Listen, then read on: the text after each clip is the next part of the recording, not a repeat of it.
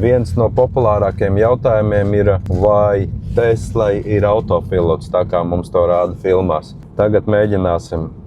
Lētam iekšā. Ir. Kas notiek? Es rokas neturu uz stūres, pedālis mums nav nospiests. Viņš tagad cenšas autopilotā turēt taisni. Kas notiek, ja mēs ieslēdzam pagriezienu pa labi?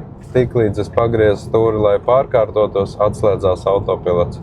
Grūti pateikt, vai šis ir baigais autopilots, jo tāpat arī darbojās kruīza kontrole. 70 zīme priekšā. Pārreģistrēja 70, bet ātrumu viņš man nesamazina.